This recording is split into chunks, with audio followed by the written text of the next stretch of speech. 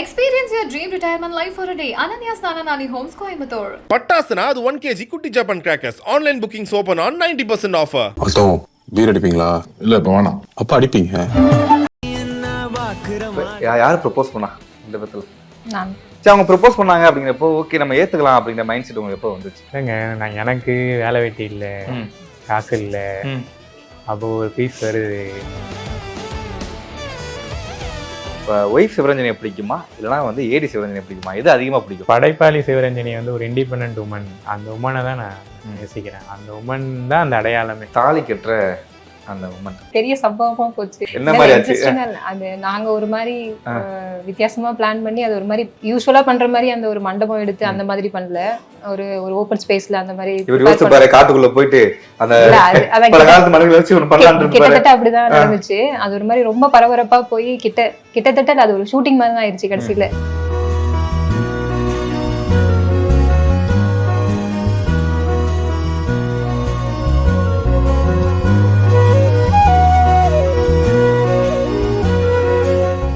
அதாவது ஒரு பெண்ணுக்கு வந்து முக்கியமான அந்த நொடியே வந்து தாலி வந்து கழுத்துல ஏறுறதுதான். அப்போ மைண்ட்ல என்னெல்லாம் ஓடுச்சு? இல்ல அதுதான் நாங்க ரெண்டு பேரும் ரொம்ப நாளா 2-3 நாளா பேசிட்டே இருக்கோம். அந்த டைம்ல நாங்க ஏதோ பேசிட்டே இருக்கோம். என்ன பேசிட்டே இருக்கோம் தான் எங்களுக்கும் தெரியல. தாலி கட்டும்போது பேசிட்டே இருந்தீங்களா? ரெண்டு பேரும் மாத்தி மாத்தி ஏதோ பேசிட்டே இருக்கோம். ஆனா என்ன பேசுறோம் சுத்தி இருக்கவங்க எல்லாம் இது இப்படி பண்ணு அப்படி பண்ணுன்னு சொல்றாங்க. நாங்க ரெண்டு பேரும் என்னமோ பேசிட்டு இருக்கோம். என்ன பேசிட்டு இருக்கோம்? நாங்க சிரிச்சுட்டே இருக்கோம். அதாவது இன்னொன்னு சொல்றோம் அப்படின்னா, நம்ம சமூகத்துக்காக தான் தாலி கட்டுறோம். இவங்களுக்கு வந்து அந்த கல்யாணம்ன்றது எல்லாரையும் கூப்பிட்டு அனௌன்ஸ் பண்ணுறோம் தான். ஆனால் நாங்கள் ஒரு 4 வருஷமாக ஒரு அண்டர்ஸ்டாண்டிங்கில் ஒன்றா ட்ராவல் பண்ணிட்டு தான் இருக்கோம். எங்களுக்கு அது வந்து பெருசாக இப்போ கல்யாணத்துக்கு முன்னாடி கல்யாணத்துக்கு பின்னாடின்ற மாதிரி இல்லை. கல்யாணன்றது வந்து ஊருக்கு அறிவிக்கிறதுக்காக நாங்கள் அதுதான் இவங்களும் சொல்லிகிட்டே இருந்தாங்க. நாங்கள் வந்து ஒரு 4 வருஷமாகவே நாங்கள் ஒன்றா தானே இருக்கோம், ஒன்றா தான் சுற்றிட்டு இருக்கோம், ஒன்றா தான் பார்க்குறோம், பேசுகிறோம், வேலை பார்த்துட்ருக்கோம். இப்போ இது வந்து என்ன எக்ஸ்ட்ராவாக ஒரு சடங்கு நடந்தது, அப்படிதான் இருந்தது மனநிலை. இப்போ ஒய்ஃப் சிவரஞ்சனியை பிடிக்குமா இல்லைனா வந்து ஏடி சிவரஞ்சனியை பிடிக்குமா? எது அதிகமாக பிடிக்கும்? இல்லை, ரெண்டும் ஒன்று தாங்க. எப்படி क्वेश्चन நல்லா இருக்கு டைரக்டர், கரெக்டான ஆன்சர் சொல்லுங்க. அவங்களே ஸ்ட்ரிக்டா இருக்காங்க, கரெக்டான ஆன்சர் சொல்லுங்க. இல்லை, ஏடி சிவரஞ்சனியை தான் நான் நேசிச்சு வைஃபா ஏற்றுக்கிட்டேன். மலுப்புறாங்க பார்த்தீங்களா? ஏடி தாங்க, ஏடி சிவரஞ்சனியை தான் நேசிச்சு வைஃபா ஏற்றுக்கிட்டேன்ல. ஏடின்ற ஒரு ஏடி இல்லை, ஏடி விட்டுருங்க. ஏடி வந்து தற்காலிகமான ஒரு கிரியேட்டர் சிவரஞ்சன். அப்படி அந்த படைப்பாளி சிவரஞ்சனியை தான் நான் அதிகமாக நேசிக்கிறேன். அவங்க தான். அப்புறம் தான் ஒய்ஃப் எல்லாம் வந்து இப்போ நம்ம ஒரு பதவி இல்லை, அது அப்படி இப்படி சொல்லிக்கிறோம்ல. ஒரு சமூகத்துக்கான ஒரு பேர், அண்ணன் தம்பி எல்லாமே ஒரு எமோஷன்ஸ் தானே, உணர்வுகள் தானே. ஆனால் படைப்பாளி சிவரஞ்சனி வந்து ஒரு இண்டிபெண்ட் உமன். அந்த உமனை தான் நான் நேசிக்கிறேன். அந்த உமன் தான் அந்த அடையாளமே. அப்படி ஒரு தாட்ல இருக்கிற ஒரு பொண்ணை தான் நான் நேசிக்கிறேன். அவங்கள தான் நான் மனைவியா ஏத்துக்கணும்னு நினைக்கிறேன். அப்போ அவங்க உயிரோட இருக்கணும், அவங்க பெருசா வளர்ந்துட்டே இருக்கணும். நான் அதுதான் ஆசைப்படுறேன். அவங்க சுதா மாதிரி இல்லைன்னா இன்னும் வந்து ஹேட்லாகர்லாம் ஒரு பொண்ணு எடுத்தாங்கல்ல, அந்த மாதிரிலாம் நான் சொல்லுவேன். அந்த மாதிரி ஒரு இன்டர்நேஷ்னல் ஆளுமையா ஒரு கிரியேட்டரா நீங்க வரும்போது நான் ரொம்ப சந்தோஷப்படுவேன். அதில் ஒரு இண்டிபெண்ட்டான ஒரு அது நிறைய பேருக்கு ஒரு ரோல் மாடல். இப்பயே நான் அப்படி தான் பார்க்குறேங்க. நிறையா விஷயம் இண்டிபெண்ட்டாக அவங்க பண்ணுறாங்க, ஃபார்வேர்டாக யோசிக்கிறாங்க, பேசுகிறாங்க, போல்டாக நிறையா விஷயங்கள் ஒர்க் பண்ணுறாங்க. அப்படின்ன மாரி அதுதான் வந்து நம்மளை ரொம்ப வியப்பாக ரொம்ப சந்தோஷமாக பார்க்க வைக்கிது. அந்த பொண்ணு தான் நல்லா நேசிக்கிறேன். இப்போ கல்யாணத்தோட அழகே பார்த்தீங்கன்னா 2 சொந்தக்காரங்க சண்டை போட்டு இருப்பாங்க, 2 பேரும் இட்லிக்கு சண்டை போட்டு இருப்பாங்க. இந்த மாதிரி சம்பவம் நிறைய நடக்கும். அதெல்லாம் ஒன்றும் அதெல்லாம் யூஸ்வலாக நடக்கிறதுலாம் நடக்கும். நிறைய பேர் நாங்கள் இன்னொன்று வந்து என்னன்னா, நாங்கள் வந்து ரொம்ப தொலைவாக கல்யாணம் தள்ளி வச்சோம். சீக்கிரமாக அரேஞ்ச் பண்ணுற மாதிரி ஆயிடுச்சு. ஏன்னா ஷூட்டிங் வந்து இப்போ ஜனவரி ஆரம்பிக்கிற மாதிரி கடத்த படத்தோட. அப்புறமா நான் அது வந்து அனௌன்ஸ் பண்ணிடலான்னு சொல்லி வெயிட் பண்ணிகிட்டே இருந்தேன். அப்புறமா ஒரு டைமில் வந்து என்ன ஆயிடுச்சுன்னா, வீட்டில் எல்லாம் கொஞ்சம் ப்ரெஷர் பண்ணுறாங்க. அவங்க வீட்டில் எங்கள் வீட்டில் எல்லாமே. அப்புறமா இந்த மாதம் விட்டால் புரட்டாசி வந்துடுது, புரட்டாசியில் பண்ண முடியாது. இதுக்கு முன்னாடி ஆடி இருந்தது, ஆடியில் பண்ணக்கூடாது. இதெல்லாம் எங்களுக்கு நம்பிக்கை இல்லைனா கூட சுற்றி இருக்கிறவங்கள கஷ்டப்படுத்த விரும்பலை. ஏன்னா கல்யாணமே அவங்களுக்காக தான் பண்ணுறோம், எல்லாருக்குமே சந்தோஷமாக இருக்கிறதுக்காக தான் பண்ணுறோம். அப்போ இப்படிலாம் வேணாம், இந்த டைம்லேயாவது பண்ணுங்க அப்படின்னாங்க. அப்புறமா புரட்டாசி தாண்டி பண்ணால் பட வேலை ஆரம்பிச்சிடுறதுனால எனக்கு சரி இந்த டேட்டில் பண்ணிடலாம் அப்படின்னமே ஷார்ட்டாகவே பண்ணுற மாதிரி இருந்தது. அப்போ மண்டபம்லாம் சரியாக அமையல, அதனால் கொஞ்சம் தள்ளி வச்சிட்டோம். மாயாஜால் அந்த இடத்துல தள்ளி அவ்வளோ தூரம் பீச் கிட்ட வச்சுட்டோம். இப்போ நிறையா பேர் எங்களுக்காக காலையிலே வச்சுட்டோம், ஒரே ஒரு ஃபங்க்ஷன் மாதிரி தான் வச்சோம். அதுக்கப்புறம் எங்களுக்காக நிறைய பேர் கஷ்டப்பட்டு காலையிலலாம் வந்தாங்க. கல்யாணத்தோட சிறப்பே இப்படி தான் இருக்கலாம் அப்படின்ற மாதிரி தோணுது. எல்லாரையுமே எங்கெங்கே இருந்தோ இருக்கிறவங்கள வர வச்சு எங்கேயோ ட்ராவல் பண்ணி வரணும், ஒரு 2 மணி நேரம் 3 மணி நேரம். ஊர்லேருந்து எனக்கு தெரிஞ்சு உடுமலைப்பேட்டையிலேருந்துலாம் அங்கே இருக்கிற தமிழ் சங்கத்துலேருந்துலாம் நண்பர்கள் வந்தாங்க. ஒரு 10 மணி நேரம் எங்கள் வெளிநாட்டிலேருந்துலாம் வந்தாங்க, இல்லை வெளிநாட்டிலேருந்துலாம் வராங்க. அப்படின்ன மாரி எங்கள் மேலே இருக்கிற அன்பு நாங்கள் திருப்பி எப்படி வெளிப்படுத்த போகிறோம், அவங்களுக்கு என்ன பண்ண போகிறோம் அப்படின்றதுலே தெரியல. அப்புறமா இந்த மாதிரியான ஒரு நிகழ்வுக்காக தான் எல்லாத்தையும் கூட முடியுமா, அப்போ இதுக்காக தான் இதெல்லாம் வைக்கிறாங்களான்ற மாதிரி அது ரொம்ப நல்லா இருந்தது. அந்த உணர்வு ரொம்ப மல்டிப்புளாக இருந்தது. இப்போ இவர் பார்க்கறதுக்கு ஒரு ஐடி பையன் மாதிரி சாஃப்ட்வேர் இன்ஜினியர் மாதிரி இருக்கார்ல, இவர் யாத்திசை ஸ்டோரி சொல்ல போறாருன்னு உங்களுக்கு எப்படி இருந்துச்சு ஃபர்ஸ்ட்? இன்னும் இவர் இப்படி யோசிக்காரு அந்த மாதிரி இருந்துச்சு உங்களுக்கு? அந்த ஒர்க் ஷாப்ல வரும்போதெல்லாம் ஞானச்சருக்கு படம் ரிலீஸ் டைம் அந்த டைம்ல தான் வந்திருந்தாங்க. அப்போ பார்க்கும்போது எப்படின்னா இவர் ஒரு இந்த ஆர்ட் ஃபிலிம்ஸ்ன்னு சொல்லுவாங்கல்ல, அந்த மாதிரி இந்த ஃப்ரெஞ்ச் நியூ வேவ் அந்த மாதிரிலாம் படம் எடுக்கிறவர், அப்படி அந்த மாதிரி யோசிப்பாங்க, அப்படி யோசிச்சிருந்தேன். ஆனால் கொஞ்சம் பேச பார்த்தா ஃபுல்லாக மார்வல் படம், டிசி படம் அந்த மாதிரியான ஒரு இதாக போயிடுச்சு. அதனால் அவரோட நான் யோசிச்சது இவர் ஆர்ட் ஹவுஸ் மாதிரி படம் அந்த மாதிரிலாம் பண்ணுவாருன்னு நினச்சேன் ஃபஸ்ட்டு. ஆனால் அதுக்கப்புறம் ஃபுல்லாக ஒரு ரொம்ப பிரம்மாண்டமாக அவர் யோசிக்கிற கதை எல்லாமே அப்படி தான் இருக்குது. இப்போது பண்ண போகிறதும் அந்த மாதிரி தான் இருக்குது. ஃப்யூச்சரில் அவர் வச்சுருக்க ப்ராஜெக்ட்ஸ் எல்லாமே ஒரு லார்ஜ் ஸ்கேலில் பிரம்மாண்டமாக இருக்க மாதிரி அந்த மாதிரி தான் அவர் யோசிக்கிறது எல்லாமே இருக்குது.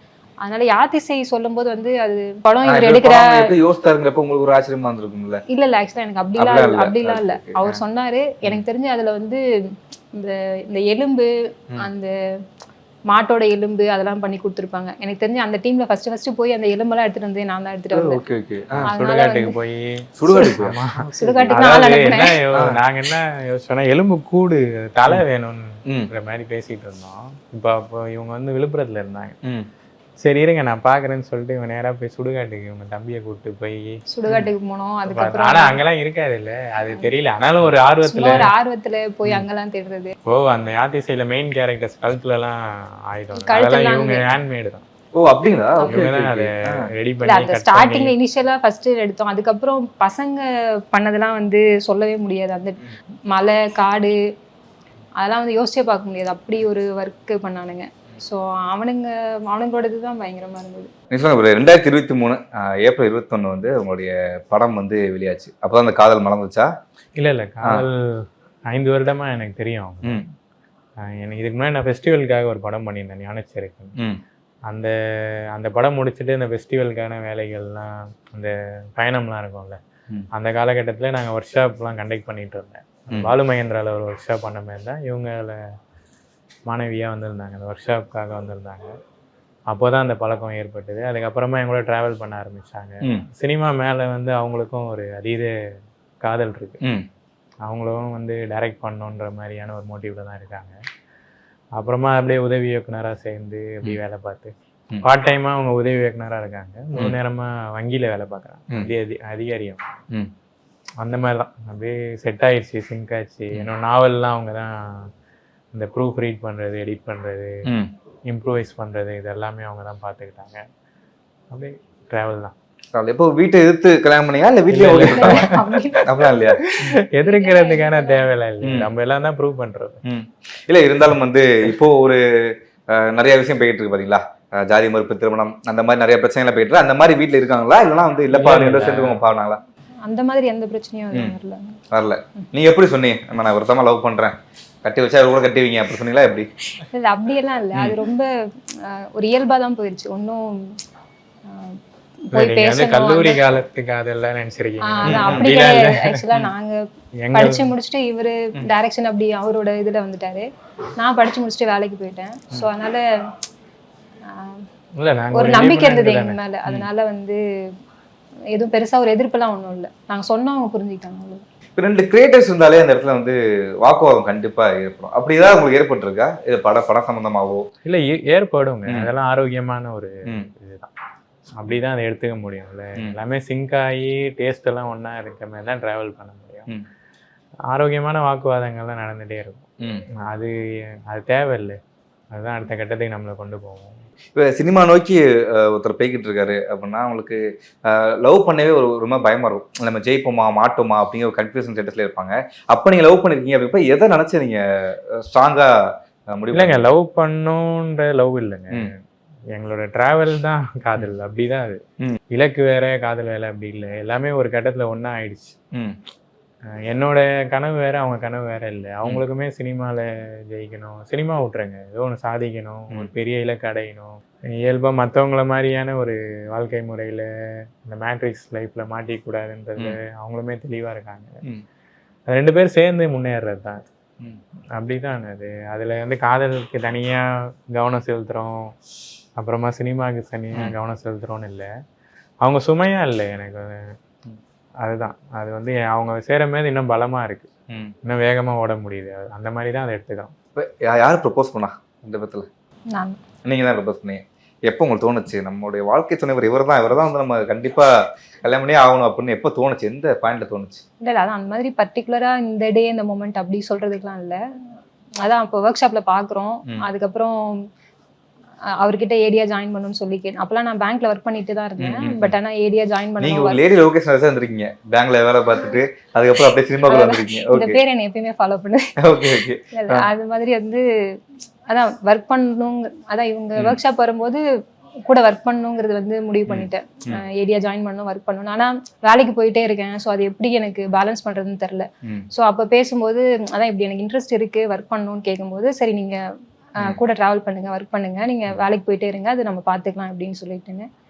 அது அப்படியே போயிட்டே இருந்தது. அது கரெக்டாக ஒரு டைம்ல கோவிட் பீரியட் வந்துருச்சு. அந்த டைம்ல ஸோ லாக்டவுன் ஆயிடுச்சு, எந்த வேலையுமே நடக்கல. அப்படி அப்படியே இருக்கும்போது அந்த டைம்ல இவங்க எழுத ஆரம்பிச்சாங்க. ஸோ அது நான் தான் டைப் பண்ணுவேன், அந்த எடிட் பண்றது, ப்ரூஃப் ரீட் பண்றது எல்லாமே நான் தான் பண்ணுவேன். ஸோ அப்படியே பேசிட்டே இருக்கும்போது ஒரு ஸ்டேஜ்ல தெரியும்ல 2 பேருக்கும் நல்லா சிங்க் ஆகுது. கிட்டத்தட்ட தாட்ஸ் எல்லாம் ஒத்து போகும். இல்ல இப்போ கடவுள் நம்பிக்கை எடுத்துக்கிட்டா எனக்கும் அந்த அளவு கிடையாது, இவருக்கும் சுத்தமா கிடையாது. ஸோ அந்த விஷயம் இருக்கும். இன்னொன்று வந்து ரொம்ப எப்படி சொல்றது, கொஞ்சம் ஈஸியா இருக்கும் 2 பேரும். ரொம்ப மெனக்கெட்டுக்க மாட்டோம். எது மெனக்கெட்டுக்கிறதுனா எதுக்குன்னா எப்படி சொல்றது, அது எப்படி டைரக்டர் சொல்றது, கொஞ்சம் ஈஸியா இருப்போம். ஒரு பில்டப்பா அப்படி இருக்க மாட்டோம், ஒரு சிம்பிளா இருக்கும் அந்த மாதிரி. அவங்க ப்ரப்போஸ் பண்ணாங்க அப்படிங்கிறப்போ ஓகே நம்ம ஏத்துக்கலாம் அப்படிங்கிற மைண்ட் செட் உங்களுக்கு எப்போ வந்துச்சு? இல்லைங்க, நான் எனக்கு வேலை வெட்டி இல்லை, காசு இல்லை, அப்போ ஒரு பீஸ் வருது, பேர் சொல்லி தேவைப்பட்டிருக்காங்க. அப்புறம் யோசிச்சேன், பேங்க்ல வேலை, 50,000 சம்பளம், சரி நம்மள எப்படியா காப்பாத்திடுவாங்க, ஒன்றும் இல்லை, என்ன சொன்னாலும் தலையாட்டுறாங்க, சரி இதான் கரெக்டு அப்படின்னு வந்து ஓகே பண்ணியாச்சு. ஓகே பாருங்க. ஆனா உங்களோட என்ன சொல்லி ஏமாத்தினார் அவரு? இல்ல அவரு என்ன கன்வின்ஸ் பண்ணலாம் இல்லை. எனக்கு வந்து என்னன்னா